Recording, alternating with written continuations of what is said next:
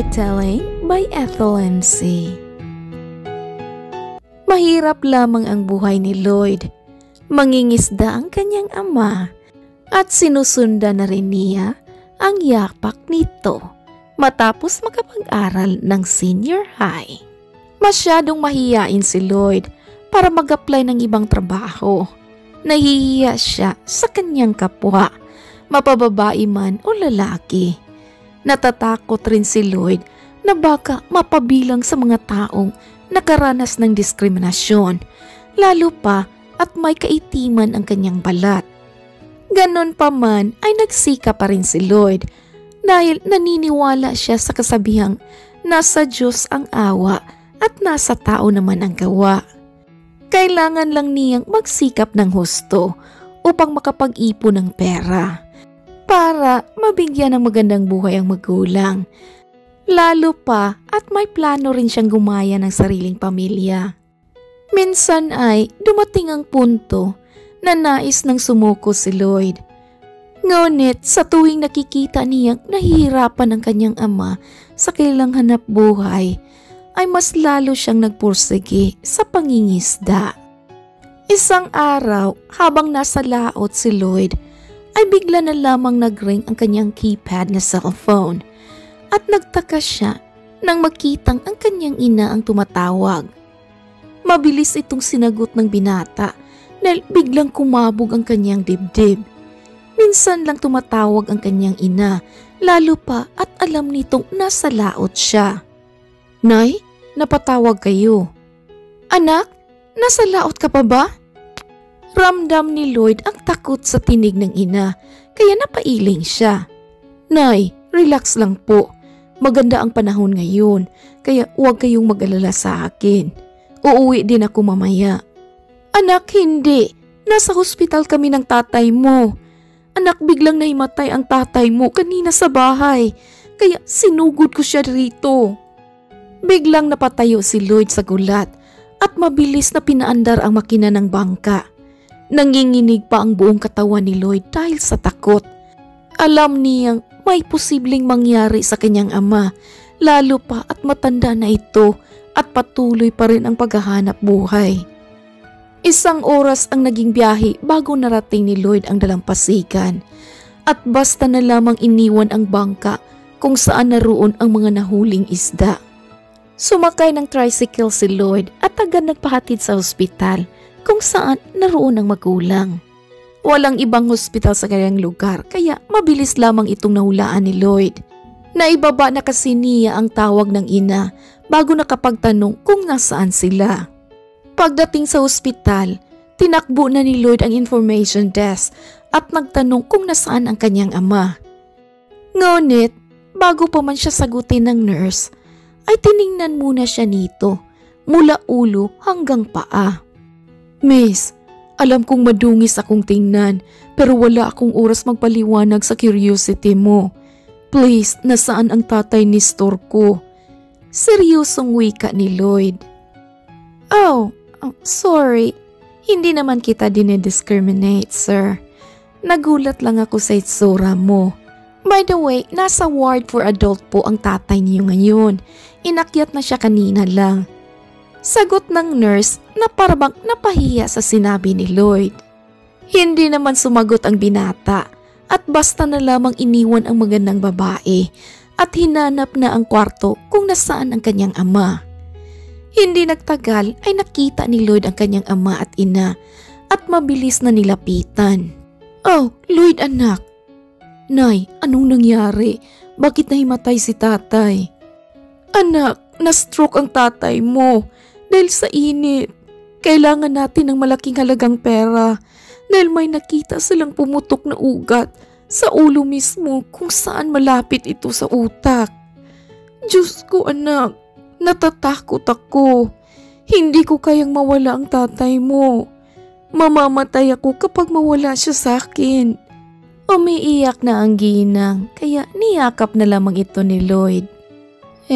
Tahan na nay. Maghahanap ako ng pera. May naipon naman kami ni tatay sa bahay. Kukunin ko yan para may magamit ka dito." "Anak, nakuha ko na ang ipon ninyo. Dinala ko ito bago kami tumakbo dito. Anak, naubos ko na ang paunang lunas pa lang ni Nestor. Hindi matapos-tapos ang pag-iyak ng ginang, kaya tumulo na rin ang luha ng mga mata ni Lloyd. Nanlumo si Lloyd matapos makalabas ng kwarto. Mas pinili niyang iwan muna ang ina sa loob at patagong umiyak dahil sa takot at lungkot na nararamdaman. Habang naglalakad palabas, ay nakita si Lloyd ng nurse na nakausap niya kanina at tinawag siya nito. "Sir, nakita na po ba ninyo ang tatay ninyo?" Tumango naman ang binata, ngunit nakayuko lamang siya. "Naku, okay lang yan, sir. Ganyan talaga ang buhay. Pero huwag kayong mangamba dahil magagaling ang doktor natin rito. Kaya mo yan, laban lang." Dahan-dahan na itinaas ni Lloyd ang ulo at nagtagpo ang kanilang mga mata. Parang may kuryente na nagkukunik sa kanilang mga mata sa oras na iyon. Ngunit umiling si Lloyd dahil kailangan niyang maghanap ng pera bago pa lumala ang sitwasyon ng kanyang ama. Isa pa ay nahihiya siya sa kanyang sarili dahil isa siyang mangingisda. Samantalang ang babae ay maganda ang itsura kasing ganda ng uniforme nito. "I'm sorry, miss, pero kailangan ko nang umalis. Salamat nga pala sa pagturo mo kanina." Walang gana na wika ni Lloyd at iniwan na ang magandang nurse. Hindi na lumingon si Lloyd sa nurse at hindi niya nakita ang malungkot na ngiti ng babae. Habang naglalakad ay may nakita si Lloyd na isang aso na parabang nahihirapan maglakad sa kalsada. Nakaramdam ng awa ang binata at mabilis niya itong dinaluhan. "Naku, naaksidente ka ba, papi? Masakit ba ang paa mo?" Pasensya ka na. Di ko alam kung paano ka tutulungan. May problema rin kasi ako. Okay, magpahinga ka muna dito Sorry talaga." Wika ng binata na parabang tao ang kanyang kinarga.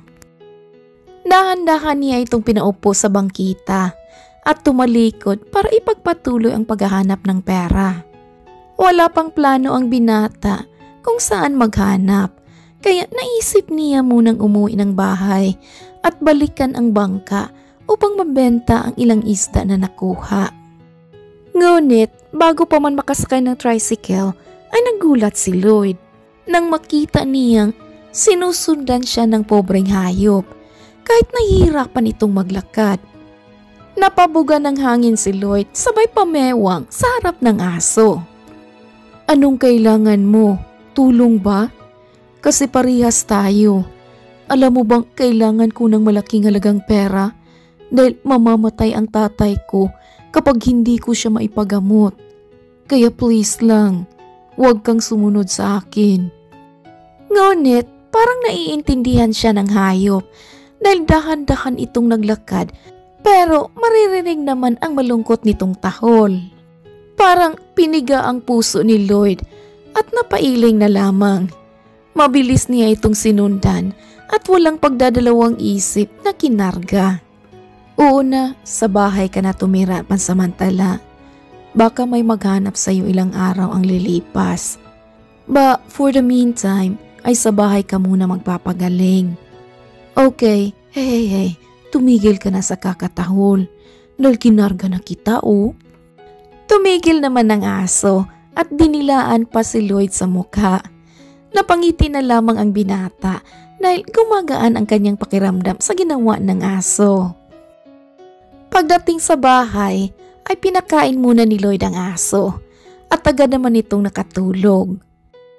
Pinuntahan kaagad ng binata ang bangka at napangiti na lamang siya nang makitang marami nang nag-aabang sa kanya upang bilhin ang kanyang nahuling isda.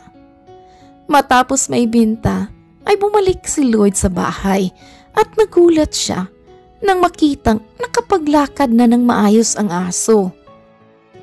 Aba, kulang ka lang pala sa pahinga. Ikaw talaga makulit kang aso ha. Ano, gutom ka na naman? Kasi kung hindi, babalik ako sa ospital. May pera ako dito at ibibigay ko muna kay nanay, pandandag sa gastuhin ni tatay. Kausap ni Lloyd ang aso na para bang naiintindihan siya nito. Bigla namang tumahol ang aso at nagtatalon-talon pa ito na para bang handang sumama kung saan siya pupunta. Nais mong sumama? Okay, baka hinahanap ka na rin ng may-ari sa iyo. Ibabalik na kita kahit natutuwa ko sa iyo. Mabilis na naligo si Lloyd at kinarga muli ang aso. Sakay ng tricycle ay nagpahatid si Lloyd sa ospital kasama ang aso. Nang malapit na sila sa ospital ay biglang tumalon ang aso at basta na lamang itong tumakbo. Gulat na gulat si Lloyd at mabilis na pinahinto ang driver. Kaagad niya itong sinundan na bigla itong lumiko ng daan palayo sa ospital. Nakailang minuto na si Lloyd sa kakatakbo hanggang sa makita niya ang aso sa magubat na parte ng lugar. Ay naku, anong ginagawa mo dito? Bakit basta-basta kang lamang tumakbo? Alam mo bang posible kang mabalian ng buto dahil bigla-bigla ka na lamang tumalon? Madagdagan pa ang problema ko eh. Tumatalon pa rin ang aso at para bang may nais itong sabihin kay Lloyd. Ilang sandali pa'y biglang naghukay ng lupa ang aso at nagulat si Lloyd nang makita niya ang isang bagay na para bang malaking bag na ibinaon sa lupa. Ayun, tinulungan ni Lloyd ang aso sa paghuhukay at mas nagulat pa siya nang tumumbad sa kanya ang nakabukas na bag at puno ito ng limpak-limpak na pera. Diyos ko, kaninong pera ito? Tanong pa ni Lloyd sa aso. Binuksan palalo ng binata ang bag at may nakita siyang isang maliit na pirasong papel. May nakasulat sa loob, kaya binuklat ito ni Lloyd at agad binasa.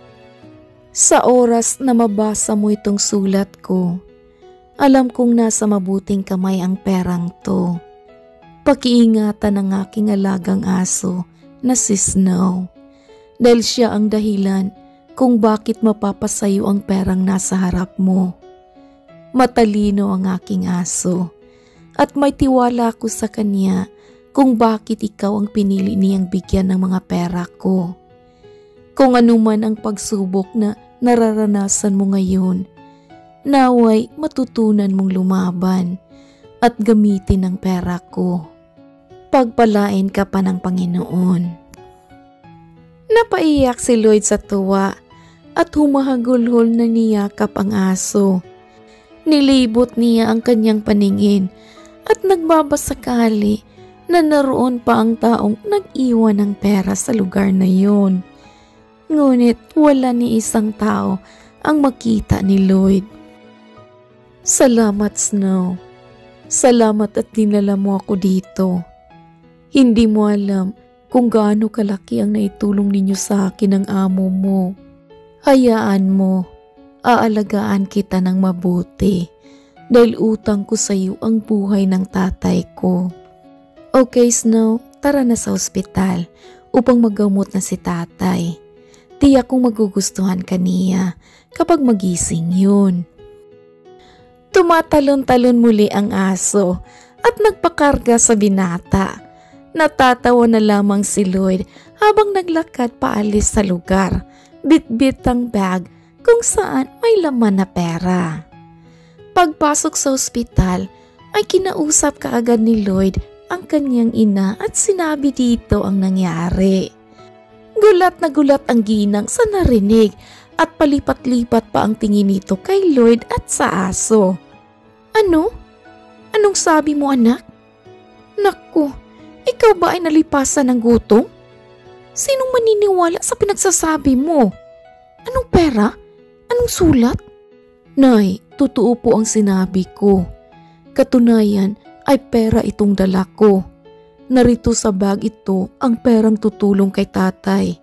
Kilala niyo ako, Nay. mabait po akong anak ninyo. At kahit kailan ay hindi ako gagawa ng ikakasama ko, lalo pa sa inyo ni tatay.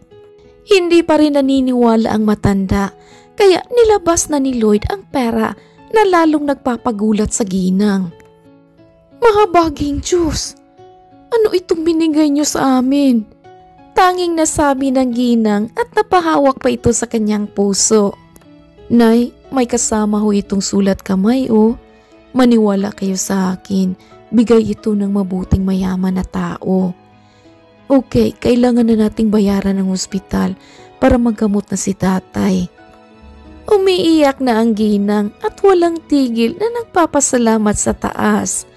Kaagad inasikaso ni Lloyd ang bills ng kanyang ama at 1 oras lamang ay sinimula ng gamutin ng mga doktor ang matanda. Habang naghihintay ay hindi mapakali si Lloyd. Samot-sari ang kanyang iniisip dahil sa mabilis na pangyayari. Nangingisda lamang siya nang tawagan siya ng kanyang ina at nakita niya bigla ang aso na nahihirapan maglakad. At tinulungan niya ito hanggang sa dinala siya ng aso sa magubat malapit sa ospital. Sa oras na yun ay nasa loob na ng operating room ang kanyang ama dahil sa tulong ng aso at sa amo nito. Lord, tulungan niyo po ang tatay ko. Siya lang ang meron kami ni nanay. Aanhin ko itong perang naiwan sa bag kung wala naman ang magulang ko. Hindi na malaya ni Lloyd ang paglapit sa kanya ng magandang nurse at tumabi pa ito sa kanya. Okay ka lang? Oh, ikaw pala. Anong ginagawa mo dito? Oh, pa-out na ako nang makita ka. Sorry ulit sa reaction ko Aside kasi sa nagulat ako sa itsura mo. Ang totoo kasi niyan, sobrang gwapo mo habang tumatakbo ka palapit sa kinauupuan ko. Parang nag-slow mo ang lahat ng oras na yun. So yeah, na-attract lang ako sa iyo. Namula ang mukha ni Lloyd sa oras na yun. Hindi niya maintindihan pero unang beses yun mangyari sa kanya na may nagtatapat ng nararamdaman para sa kanya. Ang totoo niyan, nahihiya ako sa iyo. Ang dungis-dungis ko dahil isa lamang akong mangingisda at ang kintab pa ng uniforme mo. Napatawa naman ang babae at ngumiti ng matamis kay Lloyd. Naniniwala ka ba sa love at first sight? Kasi nangyari iyan sa akin nung nakita kita. Anong pangalan mo? Oh, Lloyd. Lloyd ang pangalan ko. Angie ang pangalan ko. Okay, Lloyd. Itatak mo yan sa isip at puso mo dahil magiging asawa mo ko. Wala akong paki kung mangingisda ka at nurse ako.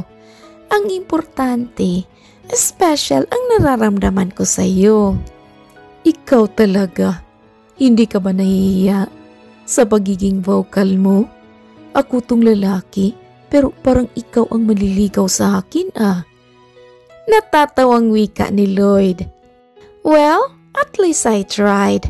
Malay natin, parehas pala tayo ng nararamdaman. Bago pa man makasagot si Lloyd, ay tumakbo na sa kanya ang asong si Snow at agad nagpakarga. Kasabay naman nito ay ang doktor galing sa loob ng operating room. Iho, nasa mabuting kalagayan na ang tatay mo. No need to worry that maya-maya ay magigising na siya. Mabuti na lamang at naagapan natin ang sakit niya. Tiyak kung babalik na sa normal ang tatay mo. Talaga po, Dok? Ibig sabihin malayo na siya sa stroke? Oo, pero kailangan nang magpahinga na ang tatay mo, iho. Matanda na siya at bawal na sa kanya ang mapagod. Huwag kayong mag-alala, Dok. Hindi na po mapapagod ang tatay ko. Lalo pa at marami na akong pera. Salamat kay Snow at sa amo niya. Sa isip ni Lloyd at nagpapasalamat sa doktor. See, sabi ko sa iyo, Magagaling ang doktor natin dito. Alright, aalis na ako. Babalikan ko kayo bukas. And huwag mong kalimutan na, liligawan pa kita. Kindat ni Angie habang natatawang umalis. Namumula na lamang si Lloyd sa kilig at hiyang nararamdaman. Lumipas ang ilang oras at pumasok na silang muli sa ward upang makapagpahinga ng maayos ang matanda. Nang magising ito, ay niyakap nito kaagad si Lloyd. Nananaginip ako, anak. Nagkakaroon ka raw ng sariling pamilya at nurse pa ang manugang ko. Natatawa na lamang si Lloyd at niyakap ang kanyang ama. Yumakap rin ang ina ni Lloyd kasama ang kanilang asong si Snow. Kinabukasan, bumalik nga si Angie at nagpapakilala pa itong future daughter-in-law ng dalawang matanda. Tawang-tawa na lamang ang mag-asawa dahil nahihiya ang kanilang binata sa isang magandang nurse. Lumipas ang ilang araw ay inamin rin ni Lloyd ang kanyang nararamdaman para kay Angie. Hindi na siya natatakot sa posibleng paghihirap dahil may pera na siya. Kailangan lang niya itong gamitin sa wise na paraan. Di nagtagal ay lumabas na ng hospital ang matanda at sabay silang umuwi sa kanila kasama ang aso. Kahit saan sila magpunta ay kasama nila ang aso at inalagaan nila ito na parang tunay nilang anak. Nagulat pa noong una ang matandang lalaki nang malaman ang istorya sa likod ng kanilang pagpapagamot.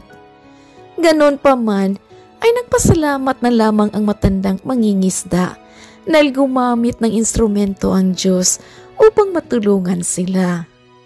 Hindi nagtagal ay ikinasal na rin sina Angie at Lloyd sa simbahan, kasama ang kanilang buong pamilya at syempre si Snow.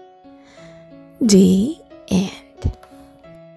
Oh my kulay, what a beautiful story. I love this one. Oh my goodness. I love story like this. So inspiring. Alright, if you enjoyed this short story, please like, comment, share, and subscribe. Thank you to my co-author, Rui Ann. Thank you all my subscribers and listeners. This is Ethel McMenamin saying, bawat buhay ay may kulay. Thank you and take care. Daghan kayong salamat. See you sa next story.